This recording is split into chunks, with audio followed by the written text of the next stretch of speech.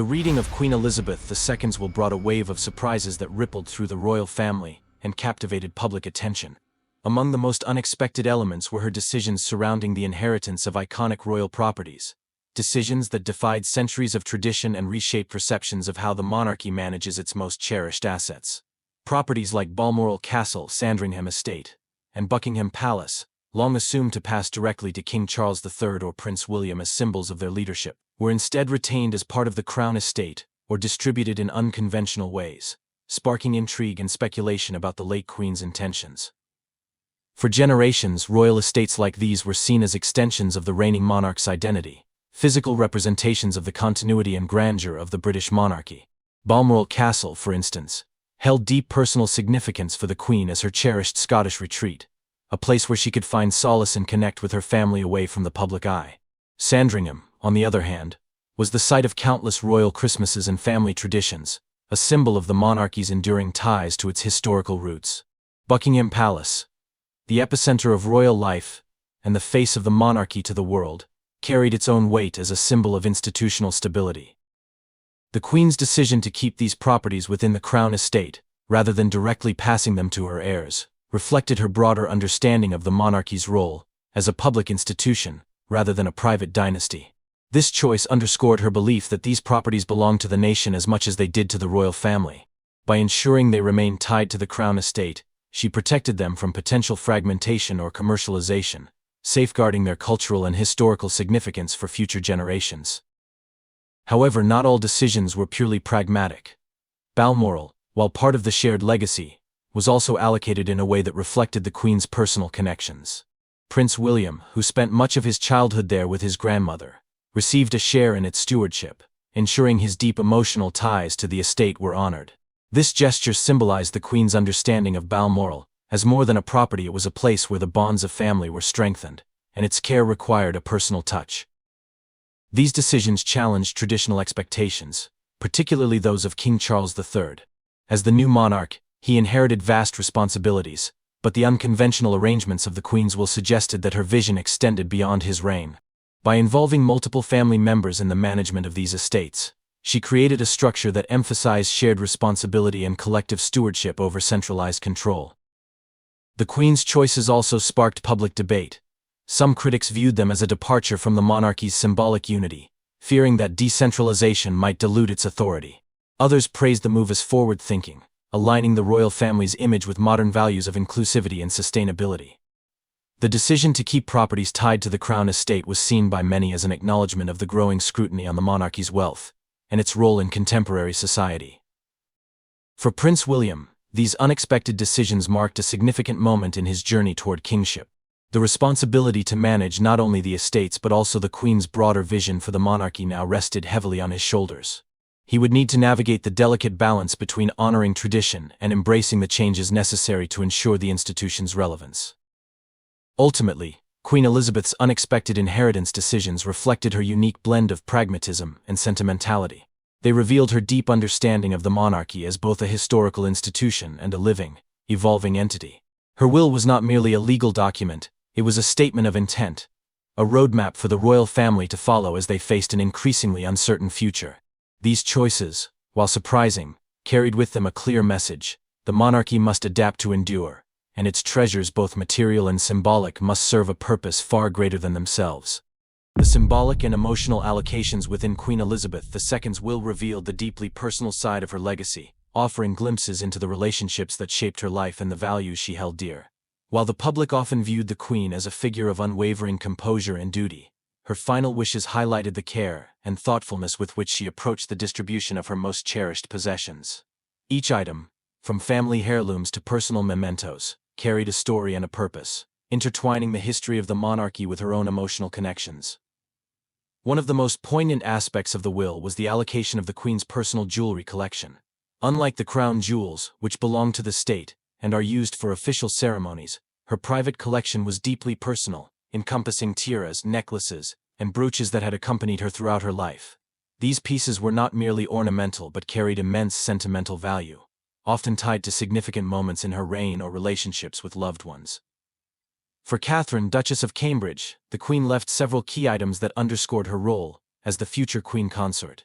Among these were tiaras and necklaces that symbolized her growing importance within the royal family and her ability to carry forward the monarchy's public image.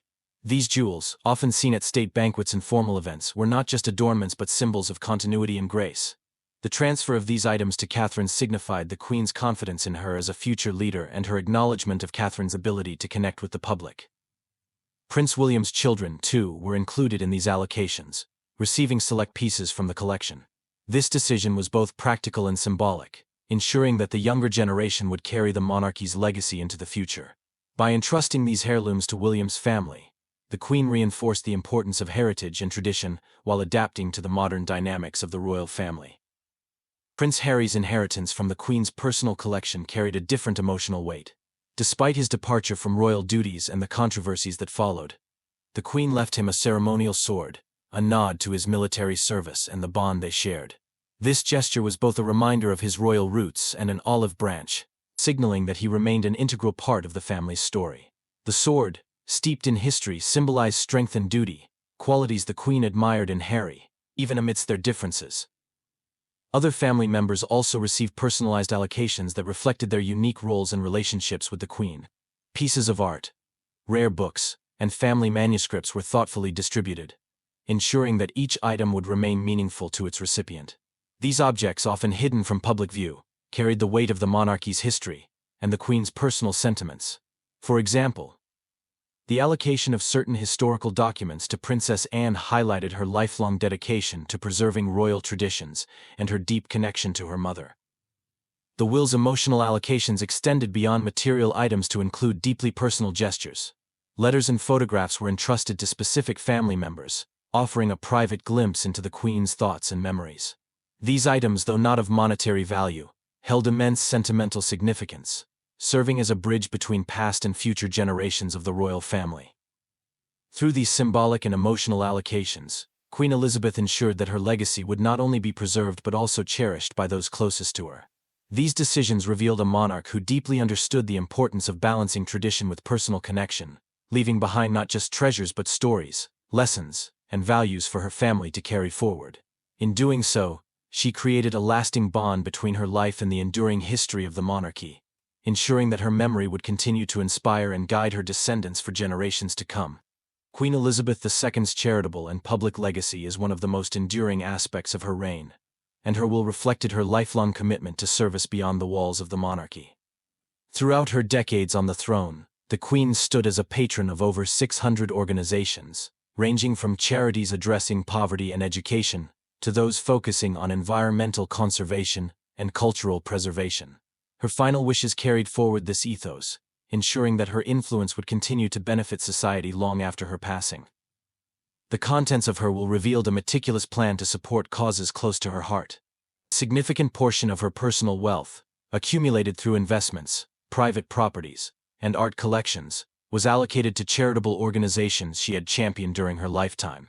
This move was not only a demonstration of her dedication to philanthropy, but also a statement about the monarchy's role in public life. It was a gesture designed to underscore the importance of giving back, particularly in an era of heightened scrutiny regarding wealth and privilege. Among the recipients of her bequests were charities addressing some of the most pressing global issues such as climate change, mental health awareness, and education for underprivileged children. The Queen's commitment to environmental causes was well documented, and her will emphasize the importance of continuing efforts to protect the planet. Funds were designated for initiatives aimed at preserving natural habitats and combating climate change, an issue she had spoken about passionately in her later years. These allocations reflected her belief in leaving behind a better world for future generations. Her will also included provisions for cultural institutions and the arts. Museums, historical societies, and educational programs were among the beneficiaries, ensuring that the rich tapestry of British history and culture would remain accessible to the public. This was particularly significant in light of her well-known dedication to maintaining the monarchy's connection to the nation's heritage. By supporting these institutions, the Queen reinforced the idea that the monarchy should serve as a steward of culture and education, not just a symbol of power. Additionally, her will outlined contributions to healthcare organizations and initiatives supporting veterans and active-duty military personnel. As a figure who often spoke of her deep respect for those who served, these bequests were another concerns about the institution's financial transparency. Supporters, on the other hand, lauded the Queen's foresight in using her personal resources to make a tangible difference in areas of societal need. The Queen's charitable bequests also carried a symbolic message to her heirs. By embedding philanthropy into her final plans, she set a clear example for the next generation of royals. It was a reminder that the monarchy's relevance in the modern world would depend not only on preserving its traditions but also on demonstrating its value through service to society. King Charles III and Prince William, as key figures in the monarchy's future, were left with the responsibility of upholding this aspect of her legacy while navigating the evolving expectations of their roles. In the end, Queen Elizabeth II's charitable and public legacy went beyond financial contributions. It was a testament to her unwavering sense of duty. Her will was not just a reflection of her values but also a blueprint for how the monarchy could remain a force for good in a rapidly changing world. Through her thoughtful and strategic philanthropy, she ensured that her impact would continue to resonate, both within the United Kingdom and far beyond, as a beacon of hope, compassion, and service. The reading of Queen Elizabeth II's will, while meticulously crafted to reflect her values and vision, also brought to light underlying tensions and intricate family dynamics within the royal household. As each allocation was revealed, it became clear that her decisions, though thoughtful and strategic, would inevitably provoke feelings of pride, gratitude, and even resentment among her descendants. The Queen, a master of maintaining public composure, understood the fragile balance required to manage a family as prominent and scrutinized as the Windsors. Her will became not just a roadmap for the monarchy's future, but also a mirror reflecting its internal complexities. One of the most immediate sources of tension was the allocation of personal items and family heirlooms. These decisions carried significant emotional weight, as they symbolized not only the Queen's affections but also her assessment of each family member's role within the institution.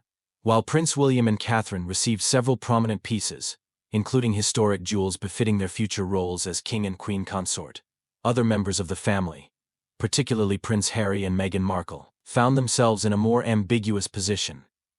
Harry's inheritance of a ceremonial sword, a poignant nod to his military service, was both a gesture of inclusion and a reminder of his strained relationship with the royal family. This delicate balance sparked speculation. Was it a sign of reconciliation, or an attempt to keep him tethered to his royal roots despite his departure?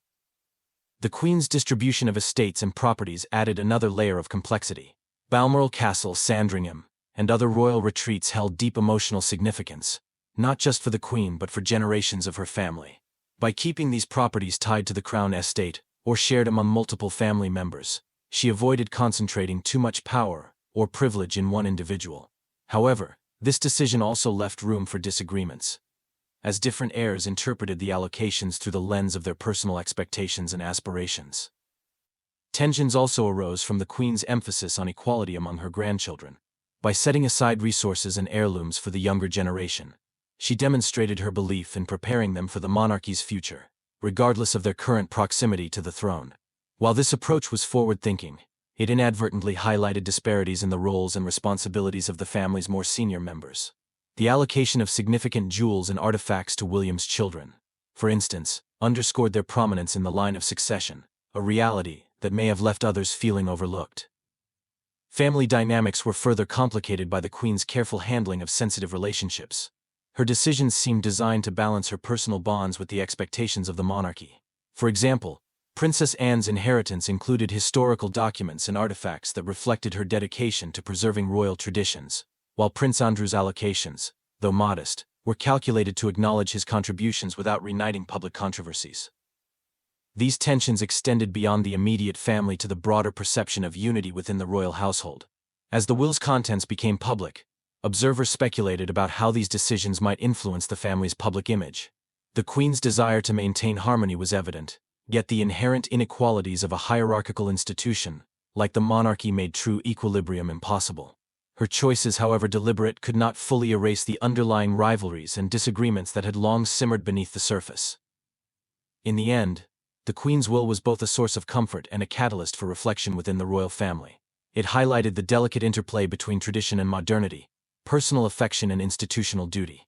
For King Charles III and Prince William, the task of managing these dynamics now fell to them, as they worked to uphold the legacy of a monarch who had spent her life navigating the same complex web of relationships. The will, while revealing much about the Queen's intentions, left an enduring question: could the family move forward together, Or would the weight of these tensions shape the monarchy's future in unforeseen ways? Modernizing the British monarchy has been an ongoing challenge, but Queen Elizabeth II's will provided a clear signal that she envisioned a future in which tradition and progress could coexist. As one of the world's oldest and most iconic institutions, the monarchy's ability to adapt has been critical to its survival. Through her carefully considered final wishes, the Queen outlined a vision of a more inclusive, pragmatic, and forward-thinking royal family, preparing them to meet the demands of an increasingly interconnected and scrutinizing modern world. One of the key elements of this modernization was the decentralization of power and responsibility within the royal family. Historically, the monarchy operated with a rigid hierarchy, where decisions were concentrated at the top. The Queen's will challenge this structure by distributing roles and assets in a way that empowered multiple family members, fostering a sense of shared stewardship.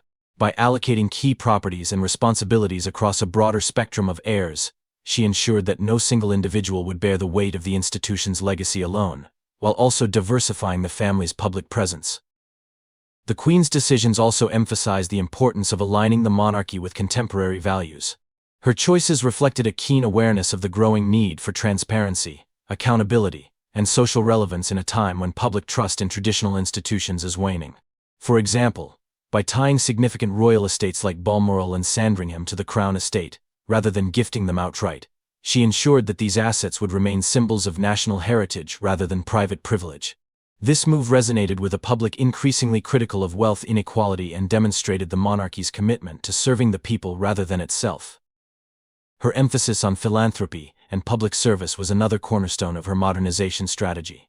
In her will, the Queen prioritized charitable contributions and initiatives that addressed pressing global issues such as climate change, education, and poverty. This reinforced the idea that the monarchy's relevance lies not in its opulence but in its ability to make a positive impact on society. Her legacy set a precedent for future royals to prioritize meaningful engagement with the world's challenges, using their platform to drive change rather than simply uphold tradition. Queen Elizabeth also recognized the importance of embracing cultural and generational shifts. By involving younger members of the family, such as Prince William, Catherine, and their children, in the management of royal responsibilities and assets, she demonstrated her belief in the vitality of new perspectives. This move was particularly significant given the monarchy's need to resonate with younger generations who often view it as an outdated institution. The Queen's willingness to adapt and prepare the next generation of royals for a modern role ensured that the monarchy remained relatable and engaged with contemporary issues. Technology and media also played a role in her modernization efforts. During her reign, the Queen embraced new methods of communication, from televised speeches to social media platforms. Her will underscored the importance of continuing this trend, encouraging future monarchs to use modern tools to connect directly with the public. This shift towards accessibility and openness reflected her understanding that the monarchy must not only be seen but also heard in ways that resonate with a digitally connected world. However, modernization came with challenges. Critics argued that decentralizing responsibilities and broadening the family's roles could dilute the monarchy's symbolic authority. Balancing tradition with innovation required careful navigation to avoid alienating conservative supporters, while appealing to a progressive audience. For King Charles III and Prince William, the task of implementing the Queen's vision, while maintaining the monarchy's historical essence, became their defining mission. Ultimately, Queen Elizabeth II's approach to modernizing the monarchy was a testament to her foresight and adaptability. She understood that preserving the institution's legacy required more than clinging to the past, it demanded evolution. Her will laid the groundwork for a future where the monarchy could remain relevant, meaningful, and connected to the people it serves, bridging the gap between its storied history and the expectations of a modern society. The impact of Queen Elizabeth II's will on future leadership within the monarchy cannot be overstated. Her carefully crafted decisions served as a blueprint for the responsibilities and challenges awaiting King Charles III and Prince William. These choices reflected not only her vision for the institution's survival, but also the legacy of service and adaptability she wished to pass on. For Charles and William, her final wishes were a call to action, a reminder that their roles as leaders extended beyond ceremonial duties to encompass stewardship of an evolving monarchy.